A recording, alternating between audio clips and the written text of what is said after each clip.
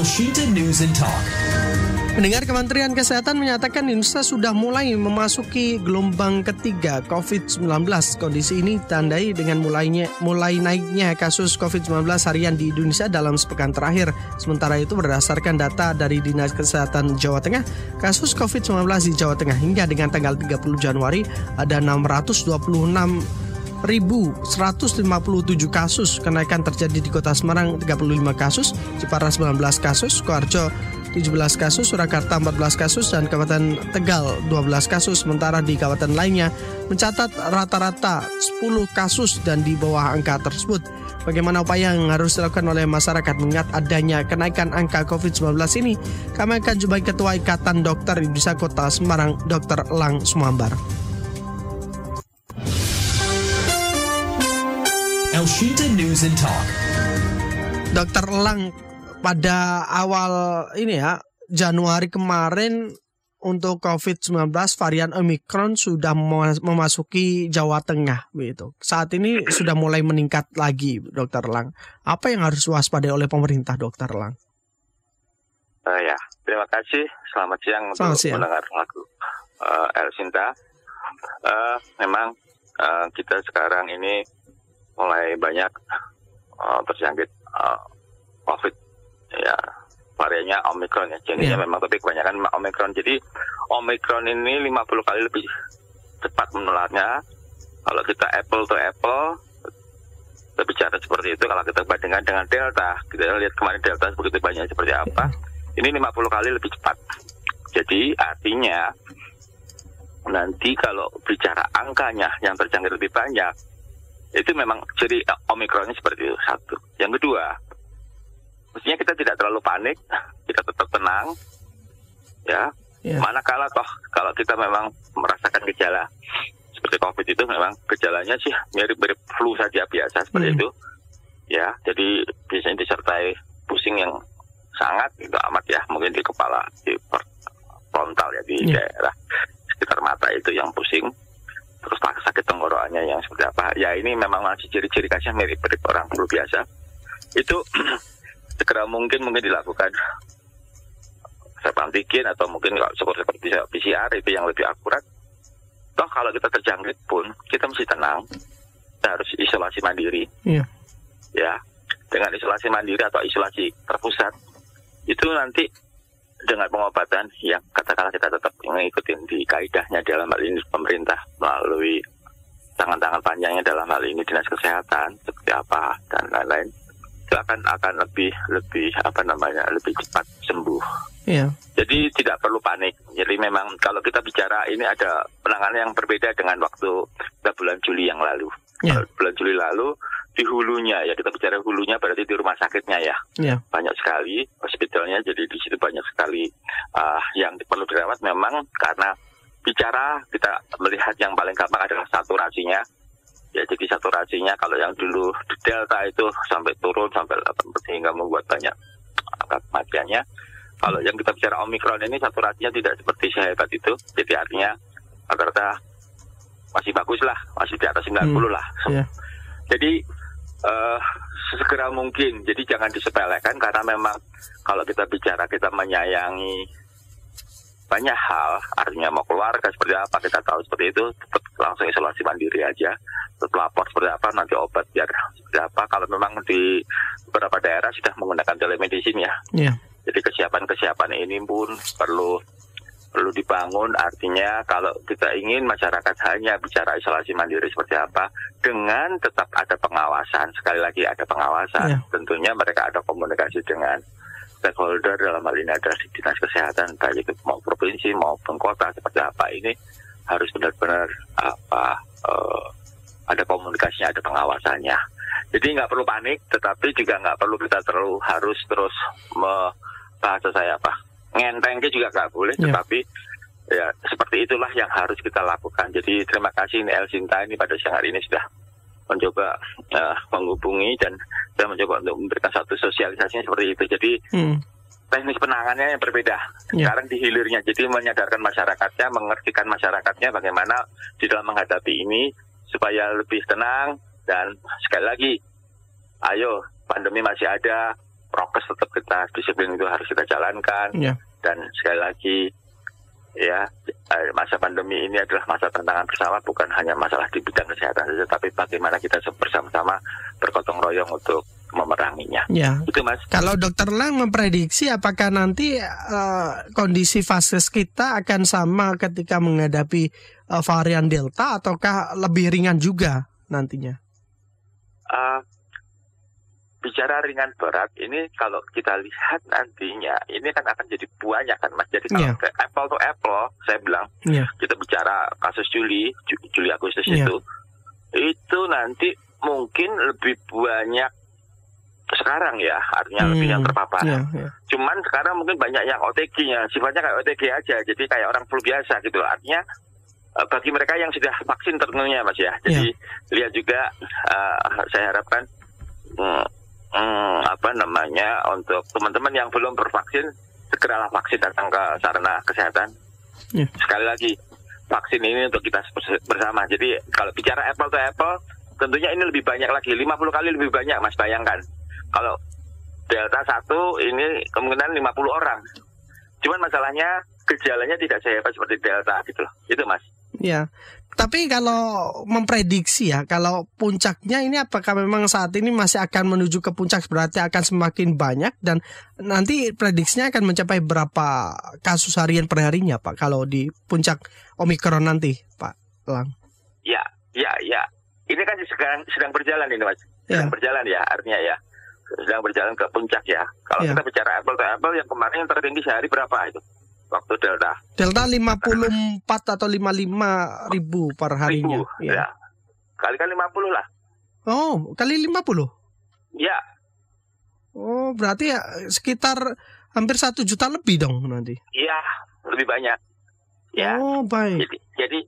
Jadi artinya kewaspadaan ini, artinya kita bersama-sama ini, prokes ini masih kuat, masih penting sekali untuk kita semuanya. Dan ini cepat sekali Omikron menularnya, ya. Jadi, tapi memang penanganannya berbeda sekali gitu lah, ya. Jadi sekali lagi, ini kita bicara di hilirnya, kita bicara di masyarakat kita sekarang, untuk bagaimana mencegahnya ini, untuk memberikan satu edukasi, pengertian, jangan panik. Nah, kalau seperti itu ya sudah, kita segera seperti apa, memberikan obat seperti itu. Jadi...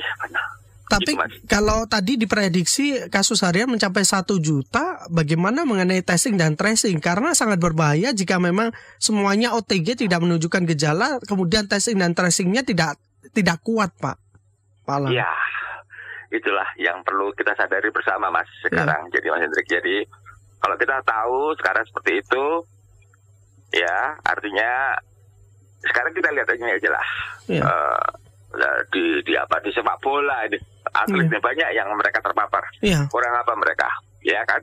Tapi mereka juga istirahat 2-3 hari sampai 5 hari dengan minum obat sudah mulai hilang lagi, negatif lagi. Artinya cepet banget ini penularannya.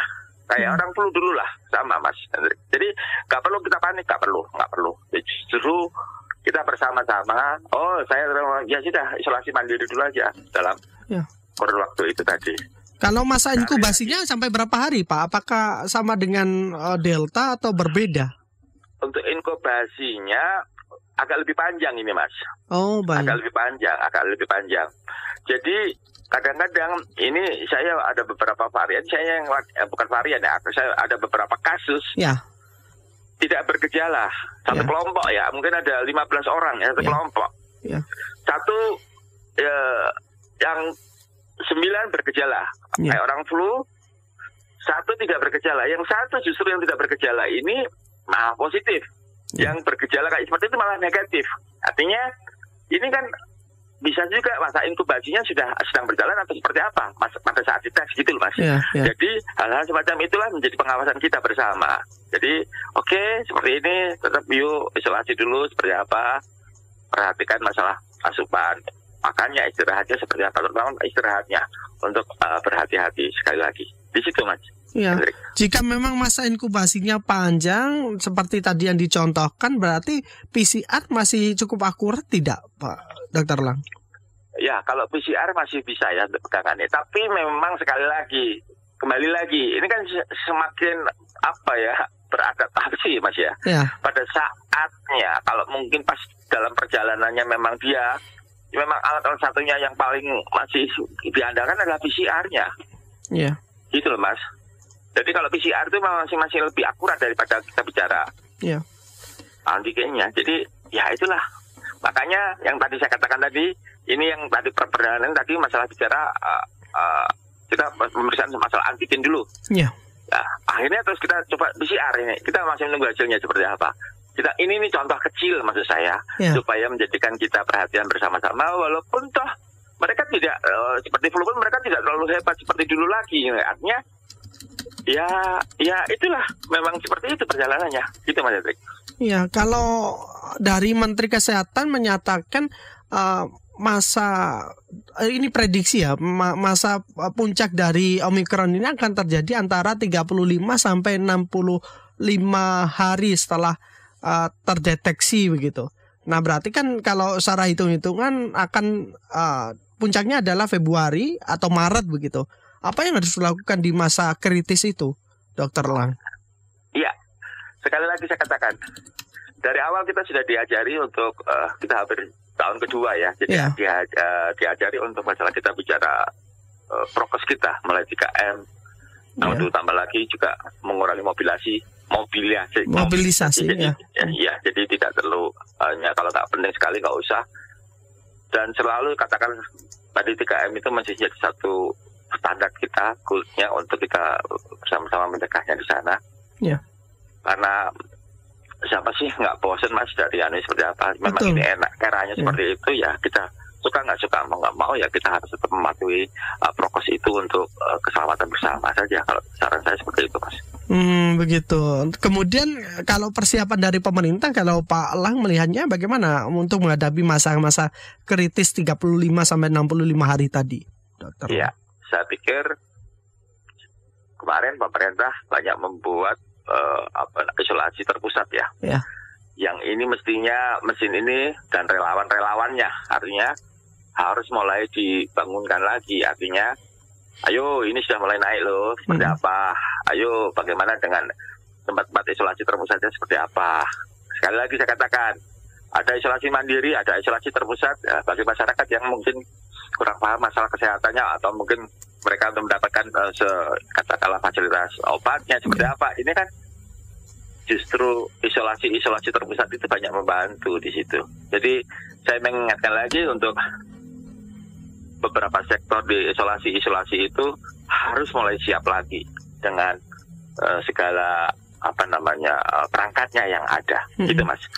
Perlukah menambah bed tempat tidur, kemudian menambah kalau dulu di Delta itu yang menjadi rebutan itu adalah oksigen. Perlukah menambah hal itu juga, Dr. Lang? Ya, kalau saya katakan tadi kita bicara apple to apple sekarang lebih menular, tetapi ini kita sekarang bicaranya di hilir, bukan di hulu. Kalau bicara di hulu berarti banyak di rumah sakitnya yang kita perlu kita kita kuatinya. Walaupun toh memang kita harus tetap berjaga-jaga. Siapa tahu yang bisa memperkirakan ini semuanya. Jadi begini, untuk yang bergejala ringan, mereka bisa isolasi mandiri maupun isolasi terpusat. Bagi yang mereka yang bergejala sedang dan ke arah berat, tentunya ini ke rumah sakit.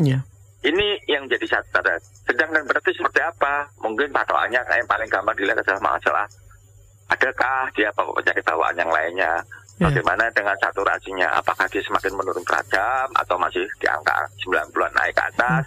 Atau seperti apa? Ini hal-hal inilah yang menjadi catatan kita untuk ya paling tidak di rumah kita tuh punya, kan belum hilang kan Mas yang kemarin masih ada itu untuk masalah kita bicara deteksi untuk saturasi seperti apa, artinya masih ada. Itu aja mungkin Mas yang bisa saya sampaikan.